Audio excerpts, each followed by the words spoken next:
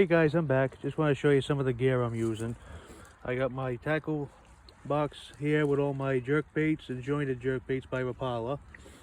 Got live bait Nightcrawlers by MooseHead Bait and Tackle out of Rockwood, Maine. And just my little goodie bag of all my bobbers and power baits.